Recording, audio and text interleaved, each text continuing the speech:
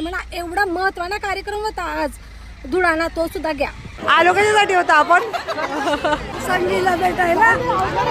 झालं असं ना मंडळी, आपल्या धुळे शहरात होम मिनिस्टरचा कार्यक्रम राबवण्यात आला होता. तर मस्तपैकी आम्ही तयारी करून निघालो होतो, कारण की आम्हाला गेमपेक्षा संगूताईला भेटायचं होतं आपल्या फेमस रील स्टार निकिताताई पाटीलना. आणि कार्यक्रमाचं आयोजन केलं तर आरतीताई पवार यांच्याकडून.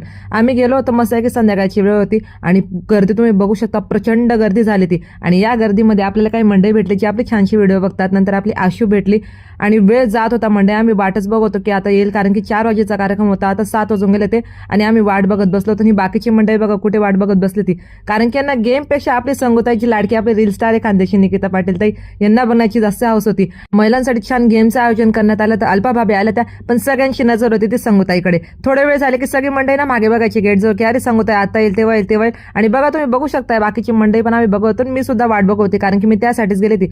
पण खूप उशीर झाला, 4 वाजेचे अजून 8:45 वाजून गेले ते. आणि नंतर आयोजकांनी जाहीर केलं की संगूताई येऊ शकत नाही. तर खूप मूड ऑफ झाला की अरे बाबा आपण संगूताईसाठी एवढा वेळ थांबलो तर संगूताई आले नाही, काही कळलं पण नाही की इतके वेळ झाले, काय झालं असेल. होता आपण? कशासाठी आला तो? संगीला भेटायला.